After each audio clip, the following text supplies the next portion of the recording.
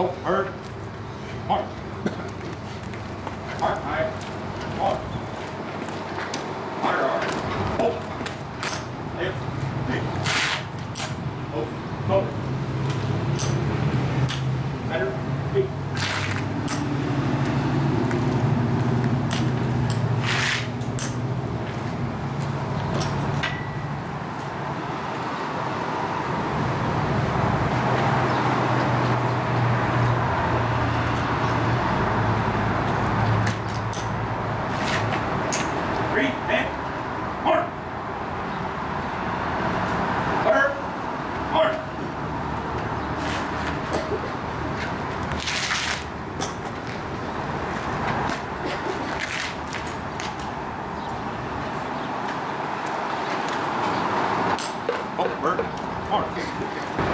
Oh, say, can you see by the dawn's early light what so proudly we hailed at the twilight's last gleaming, whose broad stripes and bright stars through the perilous fight o'er the ramparts we watched were so gallantly streaming, and the rocket's red glare, the bombs bursting in air, gave proof through the night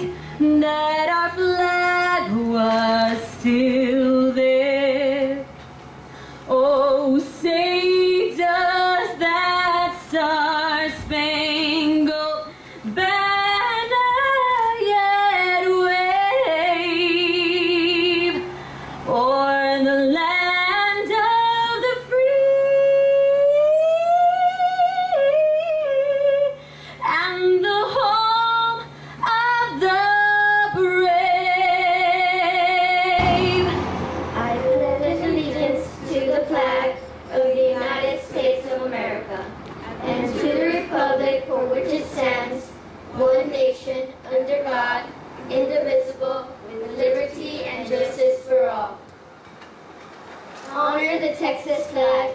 I pledge allegiance to thee, Texas, one state, under God, one and indivisible.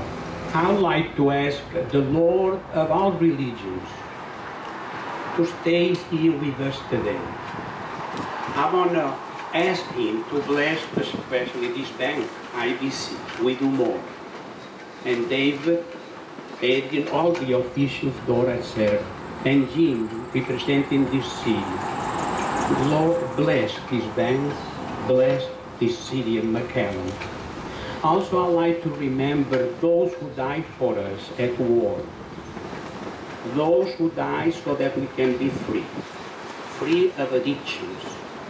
Addiction of alcohol, computers, etc. I'd like to also ask the Lord to bless all these people who donate so many gifts to be sent to Houston, and from Houston to the people that are right now at war. God be with us. Every year we remember those people. We remember those that loved us so much and they are gone. I remember also mothers who had their children at war right now. I also remember women that are at war right now, and also many of them died for each one of us. Lord, Allah, Jesus, Savior, God of Abraham, Isaac, Jacob, bless each one of us and stay with us today and for the rest of our lives. As he said, amen. Now I'd like to introduce to you our first guest speaker, and everybody knows him, and he is my banker. I always brag about him. Mr. David Guerra, President and CEO of IBC Bank. Mr. Guerra. Thank you, Lippy.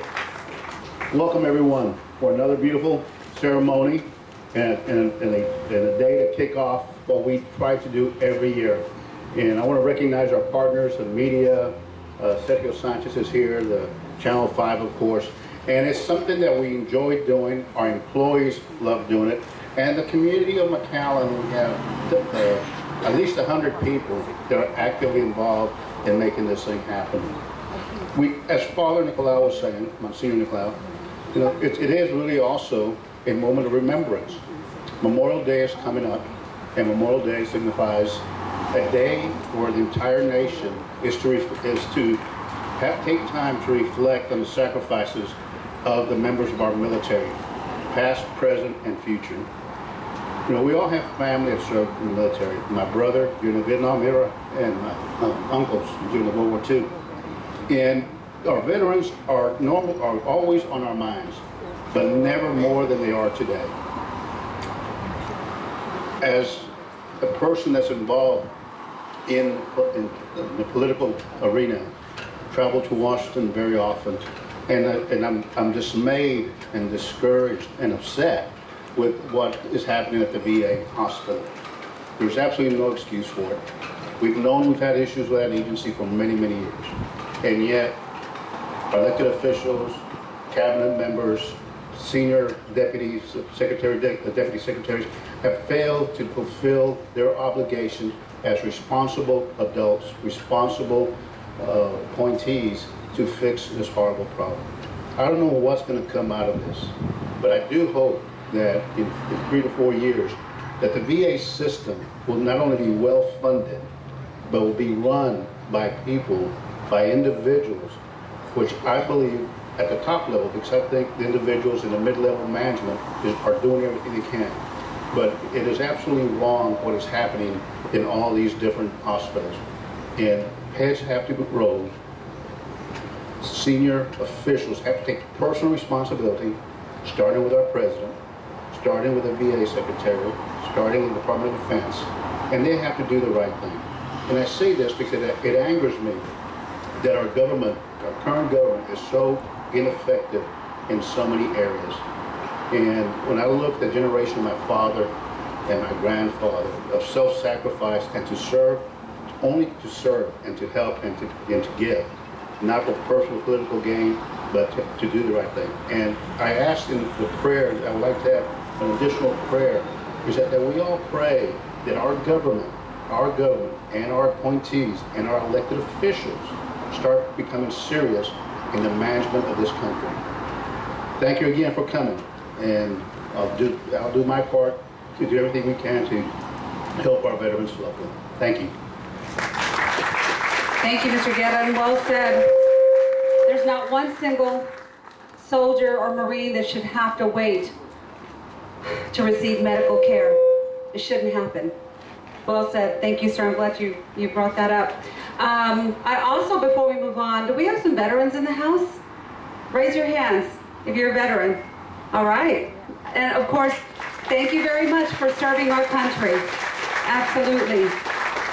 Well, our next speaker is also a veteran, and he is our mayor for the city of McAllen, and that is Mr. Jim Darling. I love to say his name. Mr. Darling, Mayor Darling. Jim's okay. But thank you. David already took up all the political part of the speech that I was going to give, but you know, I remember being overseas in Southeast Asia, and two people I remember on the way over here. One was a guy named Brusco from Chicago, and he was important because his dad owned a delicatessen in Chicago, and so the only way you get that food is if we flew with Brusco, so that was an important duty. And the other one was my Aunt Bee. I didn't have a girlfriend at the time, so I didn't get many letters. And my Aunt Bee sent a letter every holiday, no matter what it was, St. Patrick's Day, whatever, and it sent a little card in it and $5. The $5 wasn't important, but the thought certainly was. And so I realized how important it is to hear from home. And that's what this program's all about. It's hearing from home. It's not only hearing from home from a letter, which is very important, I'm sure will be very well received, but also, you know, we take for granted a couple of things. We take for granted our freedom. that we have every day. And so by recognizing our servicemen overseas, we're recognizing our freedom and realizing how important it is. The other thing I think we take for granted is being able to get some of the things we're going to send. Deodorant, aspirin, some of the real simple things are not easy to get when you're overseas, even if you have access to the PX. So what this program is today is doing a lot of things. It's recognizing freedom, it's recognizing the sacrifice that our veterans are enduring to protect our freedom, and it's actually providing a needed thing that they don't get, and a friendly word from home. So I hope you donate to this great cause. David, Dora, thank you for all the work that you're doing, and hopefully everybody will participate and remember our servicemen overseas and their service to our country. Thank you. Beautiful. Thank you so very much, Mayor. I can't tell you how many times we've interviewed soldiers that have come back, and they talk about how excited when they received, you know, just an Advil or Kleenex or whatever it may be. It's like Christmas for them. So it's very, very important, and you're right about that, Mayor. All right, we've invited a couple of representatives to join us here today. We'd like to introduce to you first Mr. Sergio Munoz, State Representative. I think it's important not only to recognize our men and women in uniform, but we also thank them for their service and their sacrifice. As the mayor mentioned, we live in one of the greatest country, or if not the greatest country in the world, with our democracy, the freedoms that we enjoy. And it's because of their service and sacrifice they were allowed to go about our lives every day. We're able to be safe at home and enjoy all the things that we do, enjoy our families. But I also want to thank their own families, because just as they serve, so do they. And it's very important that they know that we're behind them, we're praying for them as well. Something like today is not possible, of course, without some great community partners like IBC, the media, the volunteers, everybody who's going to give their time, their resources to make sure that with these packages, not only they're going to get some of the benefits of home, they're also going to know that we're going to continue to be praying for their safe return. So thank you once again to all of our veterans, to all our active military personnel. We appreciate your service. May God bless you and your families, and may God bless this country. Thank you. I'm so excited to be here. You know, I was thinking this morning when I was on my way to court, and the alarm rang, and I said, you know, when you get up in the morning and you're on your way to work, I said, and you think it's a pain. Imagine waking up in a tent in the desert. Imagine waking up on a cot with shells going off next to you, knowing that you may not make it home. Now imagine getting a package from the people at home to care for you. Imagine getting the support from your community and your neighbors saying you're not alone. We actually do know that you're there, because it's easy for us to forget that they're there. It's easy for us to get involved in our lives here in the courthouse in Hidalgo County, my clients and your clients and the loans and the business here, and forget that there's somebody on a cot in a desert fighting for us, waking up every single day with a gun in their hand, never knowing who they're going to face. And so it's events like this, it's groups like this, it's people like you, and it's people that come together as a community to let our soldiers know how much they mean to us. And so I came as fast as I could, and Alex told me, Pisa, they're waiting for you. And I said, you know, I had the same, I drove to Corpus last weekend because they invited me to an event for veterans, and somehow I got a bunch of likes because my daughter told me in the morning, she says, why are you even going to Corpus? They don't even vote for you there. And I said, yes, but those veterans fought for me there. And so today, I really want to tell you all that events like this, where we support the fighting men and women of the United States, where we help let them know that we care, that we are who we are, that we're Americans, is one of the best things that we can do. And it's the calling cards that we send. It's the care packages that let them know that the Americans here know that the Americans there are there for us. And so we're free today because they're there for us. So I want to thank everybody here that's, you know, part of this event, because it truly is a special thing when we come together as Americans for the people that make us Americans. Thank you. God bless you. Well, I'll tell you one thing. I'm delighted. I was in World War II and then went over to Korea, then spent a couple of years in Vietnam.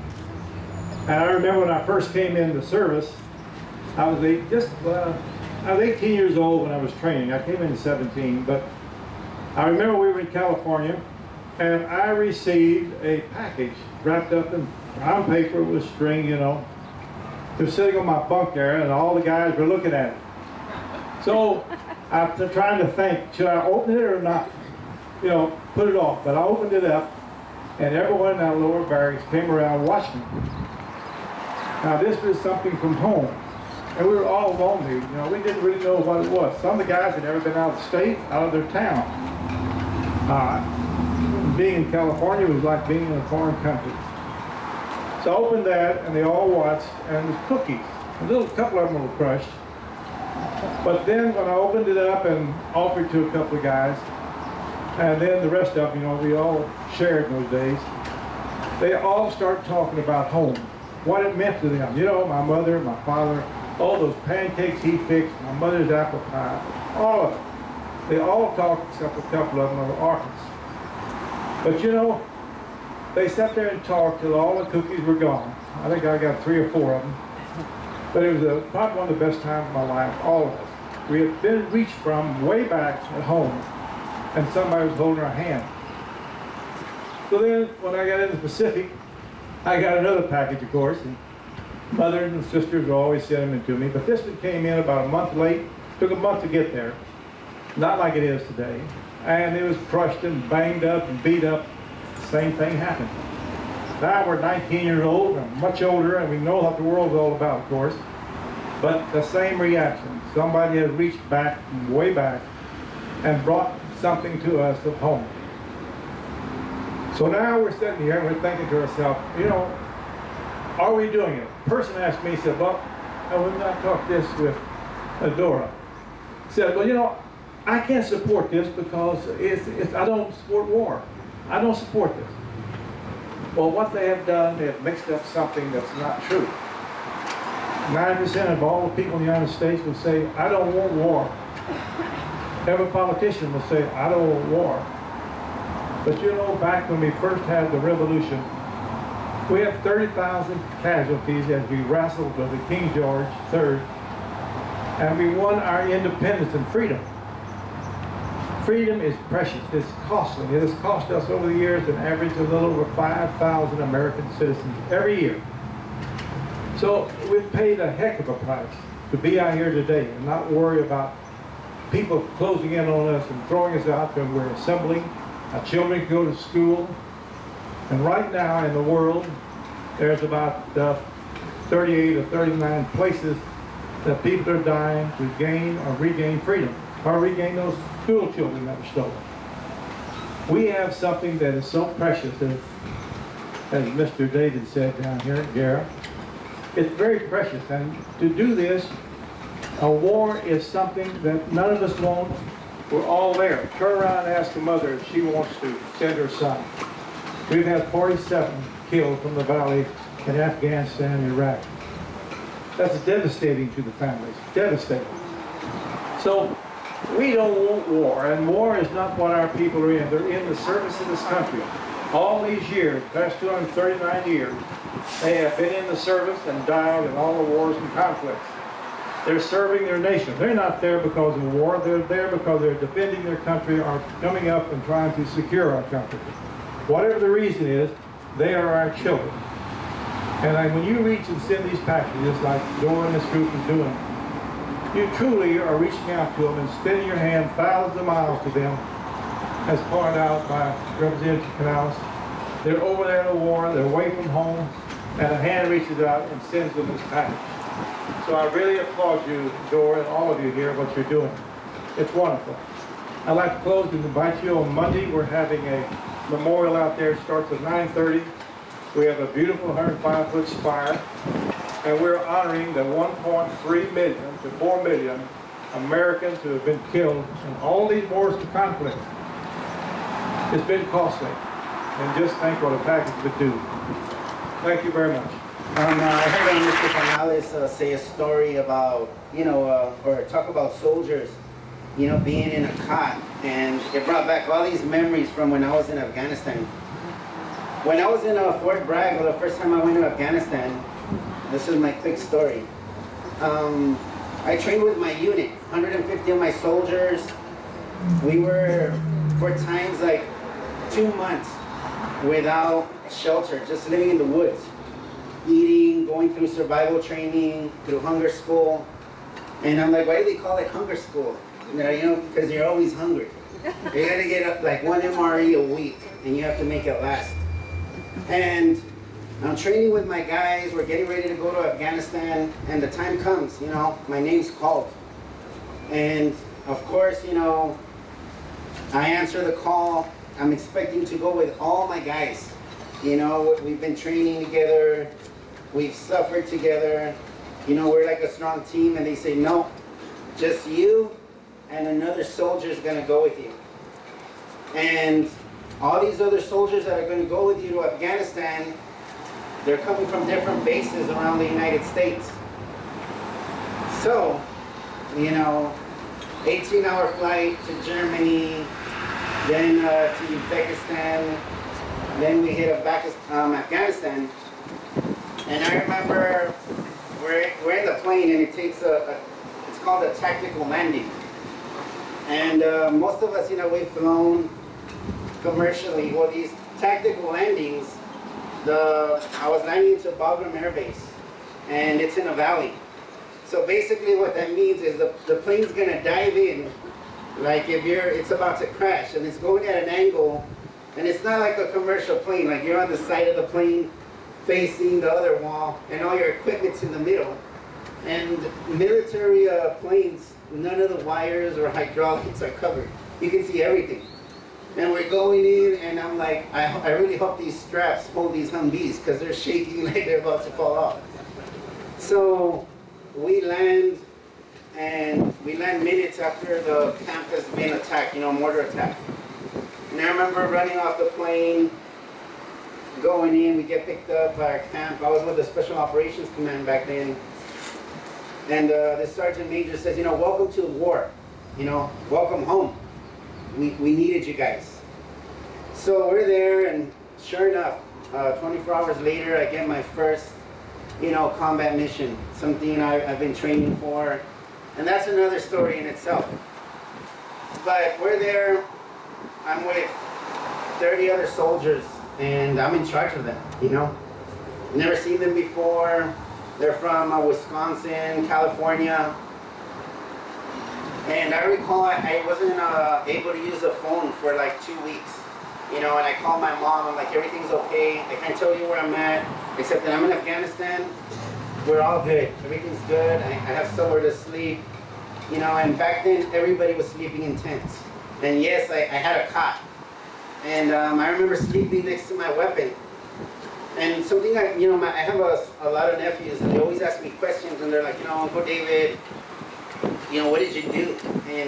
And how was it? And, you know, and it takes me back, and I remember, and I think to myself, at some point, getting mortared every day became normal, you know, and I remember, you know, the first time I got a care package, it took 5 weeks for it to get to Afghanistan. And I remember this was like the first icebreaker I had with all these people from all over, because I opened it up, and my sister had sent me all these Mexican candies. You know, tamarindos, and, you know, the ones that like looks like a little bucket with a gum in it. The lollipop with a watermelon. Yeah. And I remember I shared a tent with 6 other individuals, one of my best friends, and 5 white Caucasian soldiers, you know. So I'm like, hey, this is community property, it's for everybody can grab some. And the next day, you know, we're having a meeting, we're in the dining facility, and I'm approached by these 5 soldiers, you know, from Wisconsin. And they're like, hey, Sergeant, how come everything in your care package has some sort of spicy sauce? He's like, is this something, you know, that Mexicans do, like your lollipops have spicy powder on it? He's like, everything's like hot. He's like, and like a week later, this soldier comes up to me, he's like, I've been trying to finish this lollipop. He's like, and I can't. But, you know, when Dora asked me to be part of this a couple of years ago, and I jumped on it, you know, and all I can say is, as a soldier, and you know, being the receiving end, like I was there when, you know, when the mortars were coming in, and I remember like so many stories. Every day was like an adventure, you know, and my buddy, he lives in DC, and he's like, man, it's been so long, and then later on I went to Iraq, and so many other stories happen all the time, and as I see these veterans, you know, like we know, like, you know what we're talking about, but to get a care package in, like when you're in a combat zone, it's just such a great feeling, you know, just, and it's, I can't explain what it's like for another soldier. I can only explain what it is to, like, for me, my experience. So imagine you guys get sent somewhere, you don't have internet access, you can't check in anywhere, there's no cell phone at all. You know, you're lucky if you can get a phone to call back home in a day, maybe two, because the mission comes first, you know, always. Like, as a soldier, you know, the commander's intent is the success of a mission. You know, I just came back from a one-month training in Wisconsin, and you know, we leave the valley, get to Wisconsin, there's piles of snow everywhere, it's 5 degrees, and my nephews call me, they're like, hey, you know, we're at Michigan State, we know how cold it is. I'm like, hey, you walk from your apartment to campus. I'm like, it's 15 degrees in my tent. And, you know, I have all these young soldiers, and it's funny, but after a couple of hours, your laptop's gonna die. You know, the battery's gonna die. Your cell phone's gonna die in a day. And I'm like, we need to be ready. I'm like, and we have these huge training exercises to get these soldiers ready to go overseas. And once you're over there, like receiving a care package just gives you that little piece of home. You know, and this is a great event, like a great thing that we do for soldiers. And for a brief moment, like when I open a care package overseas, and all my soldiers are there also, like, what did they send you? You know, like, what did they send you? And we share it for that brief moment, you know. We're not in a combat zone, you know, and I just want to thank Dora and IBC for having this event, and thank all of you for participating. Thank you. I'm very proud of this Operation Interdependence effort in the Valley. We've been doing this for 7 years. And from the very beginning, IBC Bank has been there. Every single IBC Bank location in all of South Texas, even the in-store bank locations, are collection points. And just superficially doing the math, folks, you need to realize that the Rio Grande Valley, we have heart. We really love our country. We love our service members. In 7 years that we've been doing this campaign, if we have not hit 150,000 care packages, then I don't know how to count. Because in 7 years, like last year, the last time that Dora did this campaign, she hit 40,000 care packages overseas. And that is almost for all the contingent in Iraq and Afghanistan. Now, 150,000 over 7 years, that's a lot. And what's key in those care packages, and to define what we're doing, what are we doing here? We're collecting care packages or materials to create care packages in quart-sized Ziploc bags. That's the basic message. Now, what do you put in them? There's little lists and posters of that we can provide for you that you can put at your location and your business. It's store-bought snacks, salty snacks and sugary snacks and toiletries, like the wipes. Don't forget the wipes, because the wipes are usually the hygiene item that some of these service members have after a week in deployment out of, as they said, in the tent for a week and whatnot. That's the only hygiene material that they have is a wipe. So please lovingly include all these little snacks in there. We could accept all donations. You can go to Costco or Sam's or H.E. Butt or any of these places. Just go buy cartons and big stuff of the salty snacks and the sugary snacks and the wipes. And we can break that down, because we're going to have on July 10th at the Salvation Army, we're going to have one of these packing parties. We're going to invite you to come on back, and we're going to have tables and tables and tables of all of these supplies, and we're going to ask you to make bags of these goodie bags for the soldiers. If you know teachers, if you know daycare operators, if you know anyone that is involved with kids, we need letters. the most important part of this care package is the letter. Yes, it's American-made goods, American-made snacks, American-made items that are a reminder of home, but it's the letter, a thank you letter that says to someone who's been on the front lines for 3, 4, 5 months, maybe even longer, has not seen their kids, they have not seen their spouse, they have not seen America, they haven't seen any semblance or vestige of home, to tell them, hey, thanks. We know that you volunteered to be there.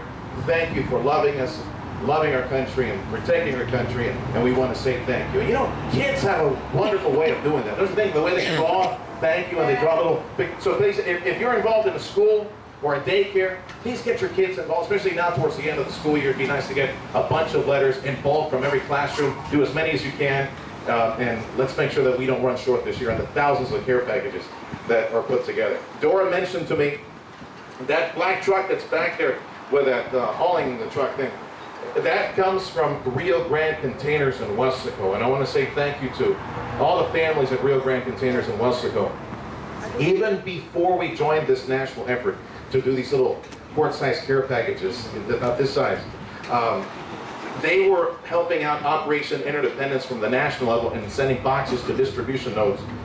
There are boxes over there. You want to take a box and set up your office as a distribution place? You're welcome to take them. Come and speak with Dora. Let's get you registered, okay? So the boxes are here. They're printed. They got the OI logo on it. You can also get information on upcoming mixers. Every Thursday night from now till July 4th, there will be mixers where you can come together as a community and donate some money so that we can buy stuff for these care packages as well. The Facebook site is OI RGV. Thank you for participating. Please get involved. Let's make some care packages. Let's make thousands of care packages and say thank you for it. We also have paper back here, and if anybody's interested in taking some and starting writing letters, you're welcome to do that. Those are very, very important. One letter goes inside each bag. So again, thank you. We appreciate all of you. Mr. Guerra, thank you for supporting this wonderful cause, and we couldn't do it without your support. So thank you. Enjoy.